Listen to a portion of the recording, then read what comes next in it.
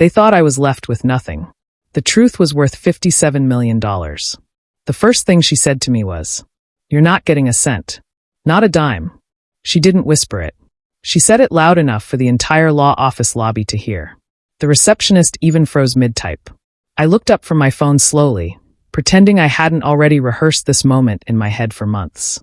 She, Valerie, my father's second wife, stood there with her 2 children flanking her like royalty. Her son, Brent, in an expensive blazer 2 sizes too small for his ego. Her daughter, Mallory, scrolling Instagram like she already owned a yacht. "I'm getting the place in Aspen," Mallory said without looking up.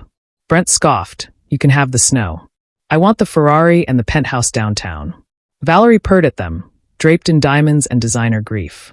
She had perfected the role of the grieving widow for exactly this occasion. And me? I just sat there in my black blouse and flats, pretending I didn't hear every word. They thought I was powerless. The receptionist cleared her throat. "Mr. Alden will see you now."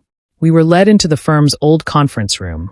Wall-to-wall mahogany, books no one had touched since the 70s, and the scent of entitlement soaked into the leather chairs.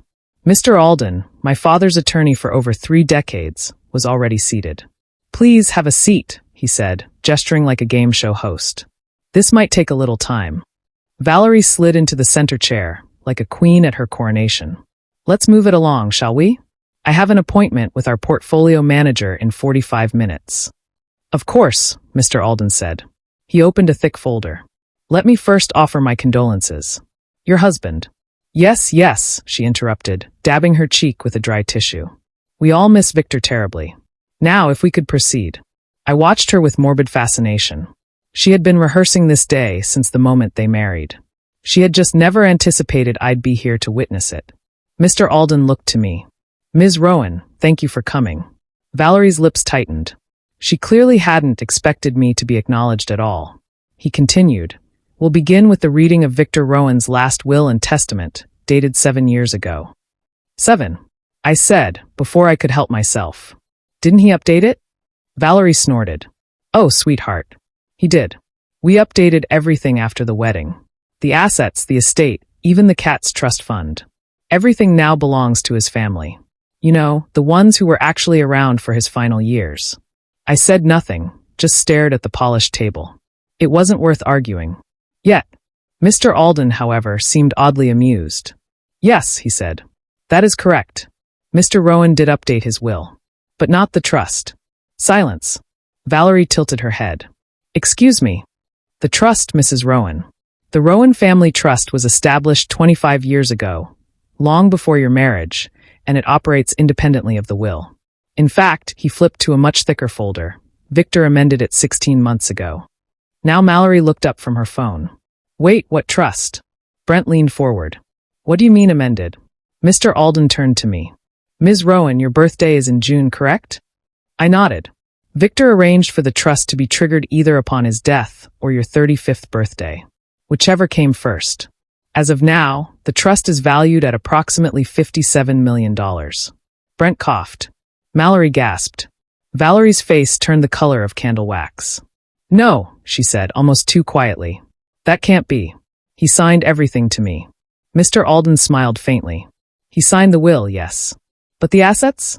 The businesses, the properties, the investments, those were moved into the trust years ago. Your husband ensured everything passed directly to Ms. Rowan without going through probate. But we've been," Mallory sputtered, "living in the beach house. Driving the—" "Yes," Mr. Alden nodded. "All properties and vehicles were legally owned by the trust for over a year. So you've effectively been borrowing." Valerie's chair creaked as she slumped back. "You little snake," she muttered. I looked at her calmly. "Dad asked me not to say anything. He wanted to give you a chance. To show some decency. But you didn't. You never did." Brent stood up suddenly. "We'll fight this." "There's no way." "You're welcome to try," Mr. Alden said, already pulling another folder. "But be warned, Victor documented everything, including medical reports verifying his mental competence and a full paper trail of the trust transfers. He even recorded a video. He reached for a flash drive. Would you like to watch it? They took everything from my dad. He took it all back from the grave." Valerie didn't want to watch the video.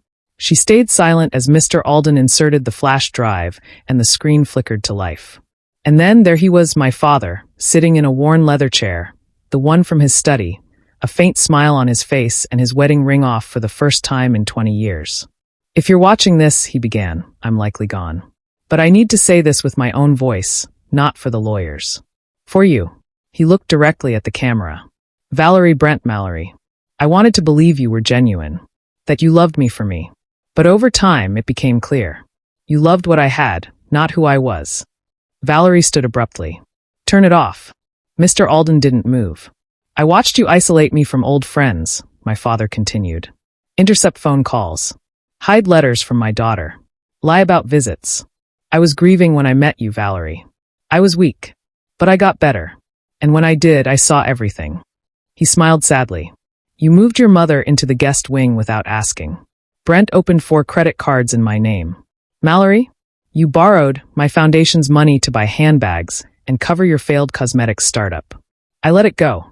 I thought maybe you'd grow up. But then I found the pills. And the altered prescriptions.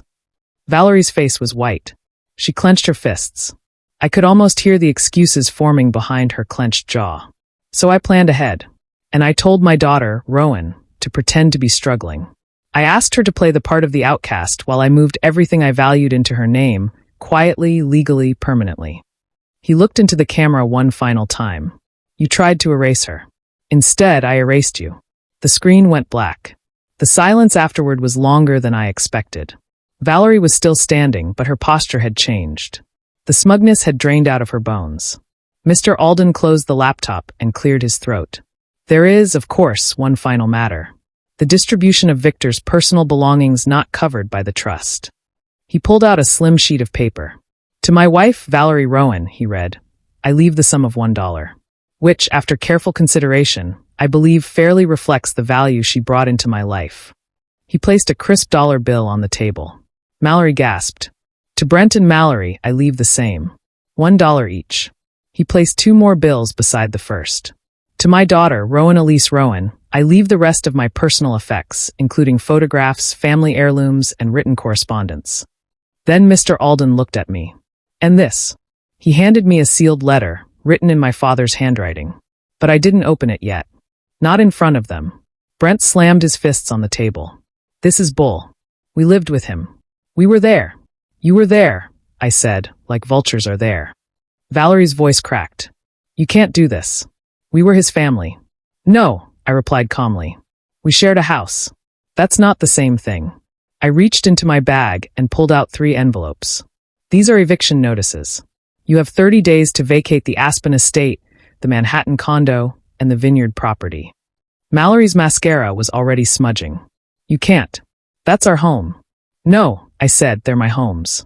And you've been trespassing for 14 months. You bitch, Valerie hissed. Mr. Alden didn't flinch. As of last year, all utility bills, tax records, and property titles are in Rowan's name.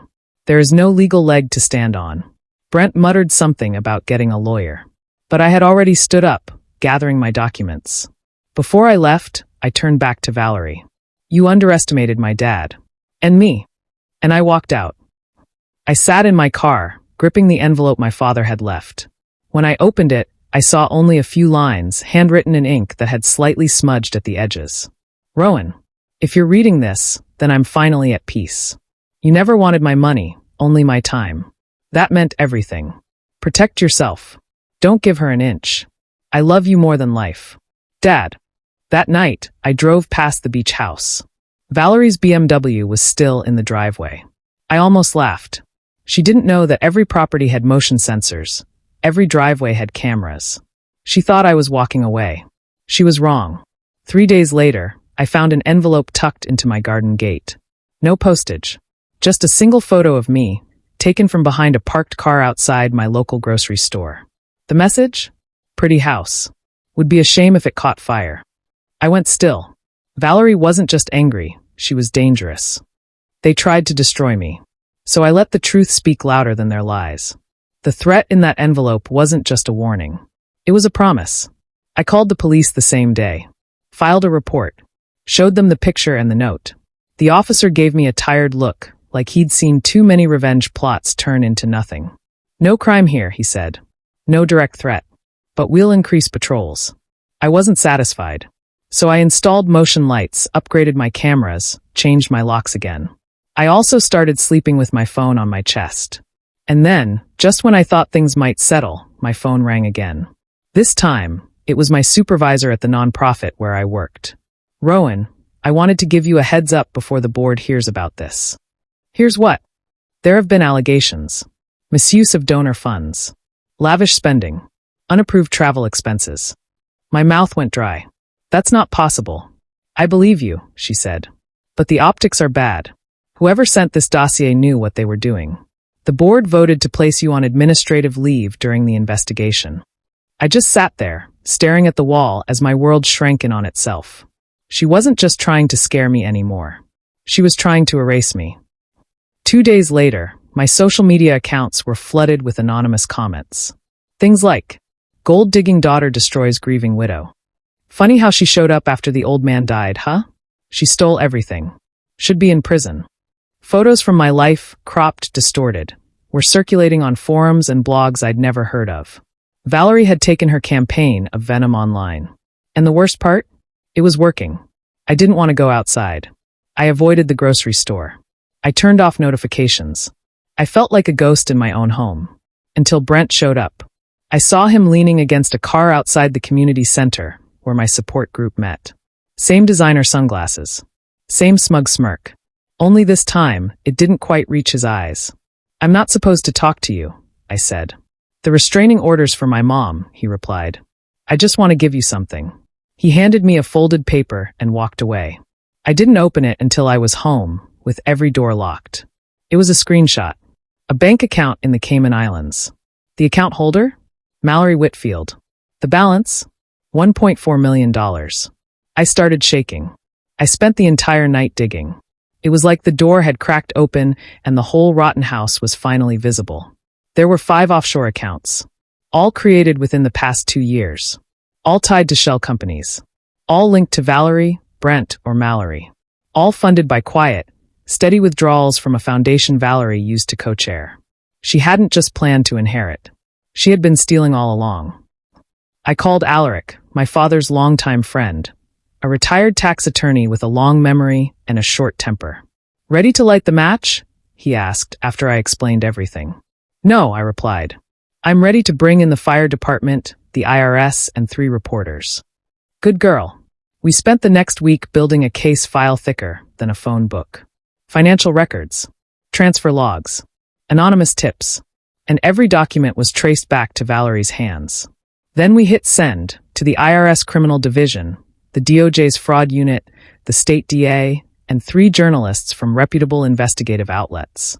I didn't say a word on social media, didn't call the nonprofit, didn't respond to any messages. I just waited.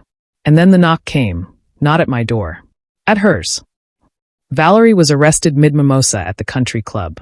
A video captured her in full glam, silk blouse, wide sunglasses, heels sharp enough to stab, being escorted out by federal agents. Brent tried to block the officers and was tackled face first into a cheese board. Mallory screamed, "This is harassment," as her phone clattered into a bowl of olives. The video hit 2 million views in 24 hours. Charges: 3 counts of wire fraud, 2 counts of money laundering, 1 count of elder abuse. The last one hurt the most, because that meant my dad. But it was also the one that made it feel real. The district attorney called me personally. Ms. Rowan, your evidence shaved months off our investigation. Thank you for being patient and brave. Will there be a trial? Likely not. She's negotiating a plea deal. She knows she's cornered. I went back to the Vineyard house. Not to celebrate, just to breathe. Everything still smelled like her. The fake lilies, the citrus perfume she always sprayed just a little too heavily.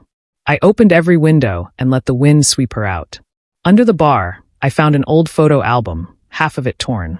A picture of my dad and me at 17. He was holding my college acceptance letter like I'd won the Nobel Prize. She had tried to rip it in half. I taped it back together. I filed the eviction orders. They resisted, naturally. Claimed lifestyle rights to the homes. Said they had earned them. The judge disagreed. Within 3 weeks, they were gone. The same journalists who published her arrest story wanted to speak with me. I told them everything. Not to gloat. Not for revenge. Just the truth. About a father who knew the people closest to him were scheming. About a daughter who trusted him enough to stay quiet. About a woman who tried to rewrite everyone's story and got caught in her own fiction. And something strange happened after that. Women started messaging me. Strangers. Nurses. Daughters. Even one lawyer. They said Valerie reminded them of someone they knew. A boss. A stepmother. An ex-wife. They thanked me for exposing her. They called me brave. I didn't feel brave. I just felt free. He left me everything. But what he taught me meant more. The vineyard was quiet. No more golf carts buzzing down the path. No shouting from the balcony. No clinking glasses. Just the slow hum of wind through the vines and the creak of a weathered swing hanging beneath the pergola my dad built. I sat there with a cup of tea, the last letter he ever wrote clutched in my hand. I hadn't opened it yet. Not after the arrest. Not after the news reports. Not after the bank accounts were frozen or the eviction orders finalized. I was afraid, I think, that the finality of his words might undo the strength I had found in his silence. But today felt right. The envelope was thick. Inside were several pages, folded neatly. His handwriting was still steady, still strong. My dearest Rowan, I've made a mess of things. I can admit that now. I thought I was doing the right thing by shielding you. I didn't want you to carry my burdens, my failures in judgment, in love, in choosing people who wore masks too well. But you were never weak. I see that now. You were waiting, watching, learning. You've always had your mother's fire and my stubbornness. I hope you never lose either. But more than anything, I hope you use them for good. This inheritance, this money, it's just paper. What matters is what you do with the life it gives you. Build something. Make something grow. Create the kind of legacy that can't be stolen with signatures or forged letters. Forgive me for not protecting you sooner. And thank you for protecting me in the end. Even when I wasn't around to see it. I love you endlessly. Dad. I don't remember crying, but when I looked down, the pages were wet. The swing creaked gently beside me, and for a moment, I felt him there, not in ghostly whispers, but in the very bones of the place. In the way the vines leaned toward the sun. In the boards he nailed by hand. In the air I was finally free to breathe. Aftermath. Valerie took a deal. 8 years in prison plus restitution. She tried to cry in court. Claimed she was manipulated by my father. The judge didn't buy it. Mallory and Brent tried to distance themselves. Claimed ignorance. The IRS disagreed. They were fined heavily, barred from managing finances for any nonprofit or business again. Their names became digital poison. No company would hire them. No foundation would touch them. They faded quietly and painfully into the background. I didn't rejoice. But I didn't grieve either. I got my job back. My supervisor apologized publicly. The nonprofit held a fundraising gala in my father's name. We raised double our goal. I used part of the inheritance to start a scholarship fund for daughters of single parents. My father's name is on every certificate. I sold the Aspen estate, donated the Manhattan condo to a domestic violence shelter. And I kept the vineyard. But not as a symbol of wealth. As a place for growth. Now, I walk those rows every morning, fingers brushing leaves. I host workshops. Retreats. I write letters to my father in a journal I keep beside my bed. One evening, I sat beneath the same pergola and watched the sun dip below the hills. A young girl ran down the dirt path, one of the scholarship recipients visiting for the summer program. She was bright, stubborn, curious. She reminded me of me. She handed me a drawing. It was a picture of a woman holding a vine, standing beside a man with kind eyes and big hands. At the top, in colorful crayon, "Family is who shows up." I smiled, tears threatening again. Not because I was sad, but because I finally understood what he gave me. He didn't just leave me money. He left me the truth. The kind that can't be stolen. The kind that sets you free.